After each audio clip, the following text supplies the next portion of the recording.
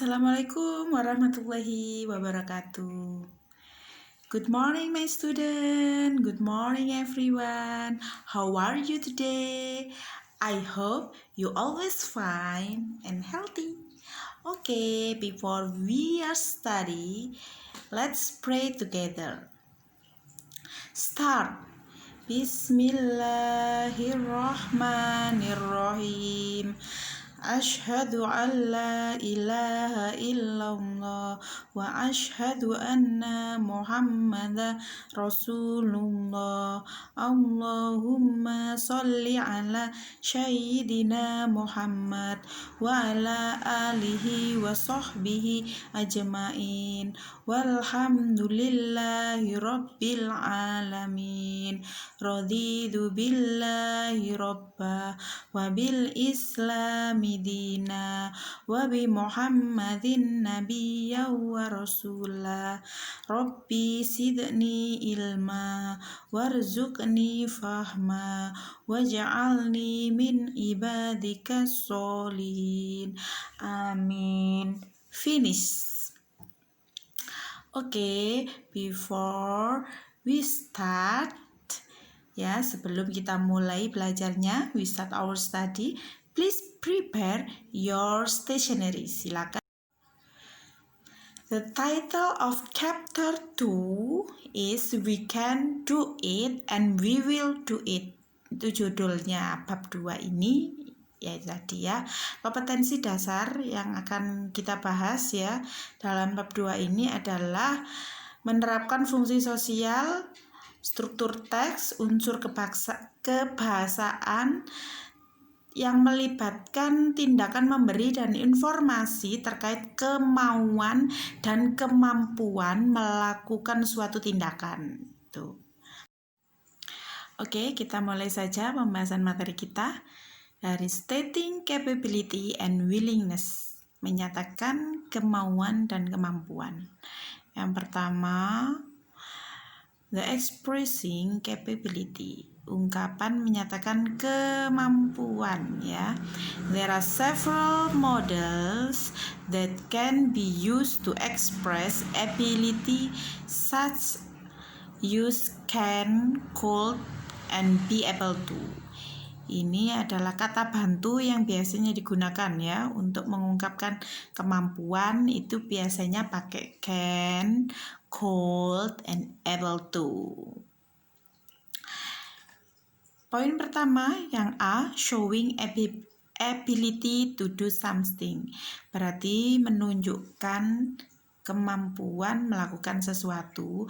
Itu contoh kalimatnya bisa dengan pakai I can do it. Itu artinya saya dapat melakukannya ya. I could sama I'm able to atau I was able to.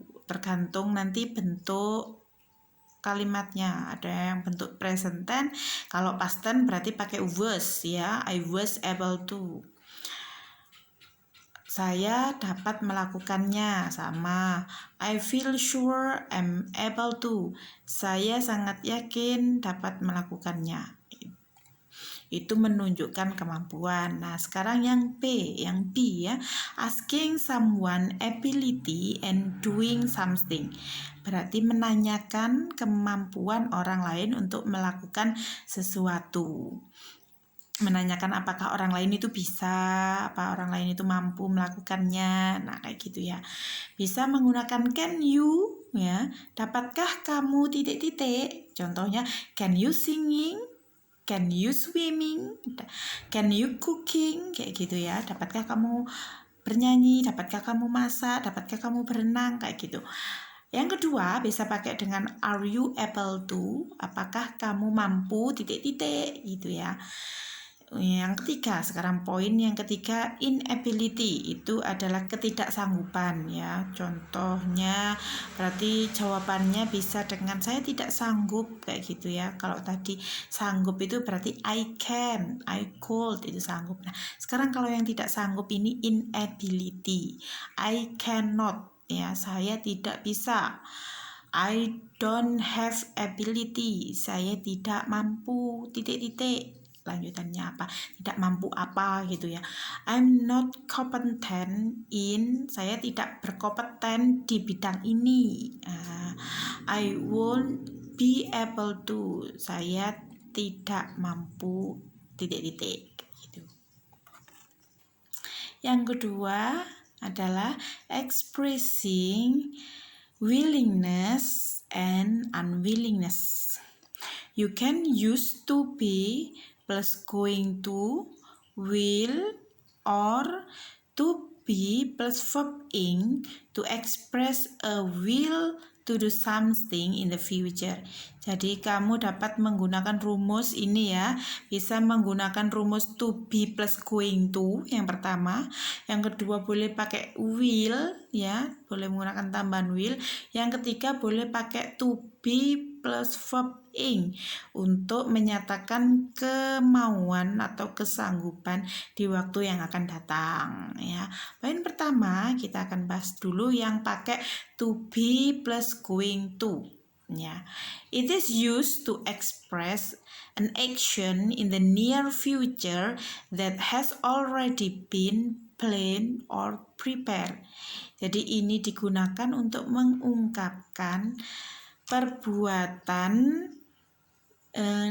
di waktu yang akan datang tapi sudah dekat, sudah mendekati dan sudah terencana sebelumnya. Contoh, she is going to study at 7 o'clock. Berarti sudah direncanakan ya.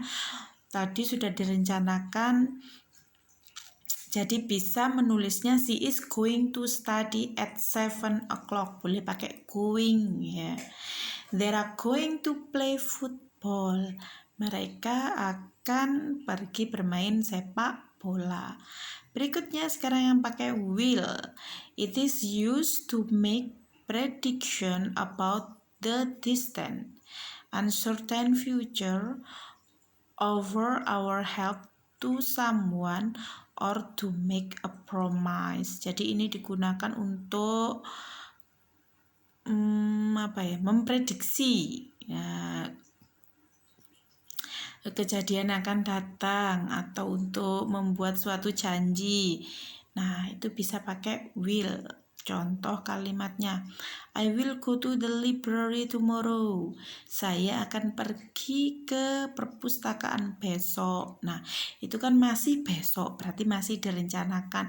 Berarti pakainya yang will, bukan pakai yang going to ya.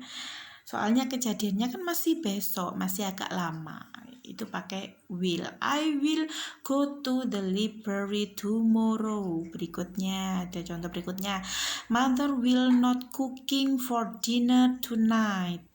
Ibu tidak akan masak untuk makan malam nanti malam, gitu ya.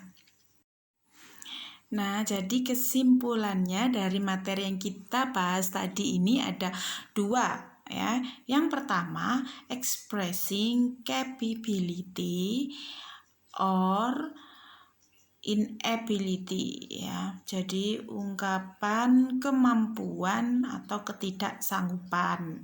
Itu ciri-cirinya pakai model tadi ya. Pakai kata bantu can, could, or able to, be able to ya. Yang kedua itu expressing willingness and unwillingness. Jadi ungkapan kemauan atau kesanggupan dan ketidaksanggupan.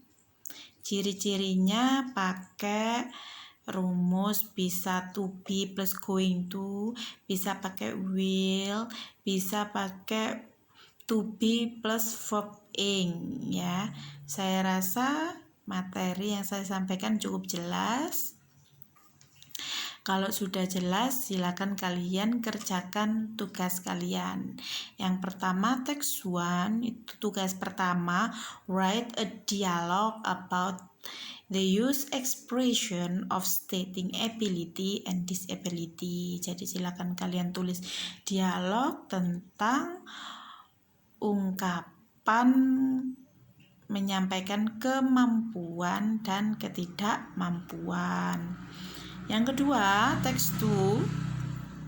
Write 5 sentences about expressing willingness or unwillingness. Jadi buatlah kalimat tentang ungkapan kemauan atau ketidakmauan atau tidak kesanggupan gitu ya. Silakan buat contoh kalimat 5. Good luck. Selamat mengerjakan.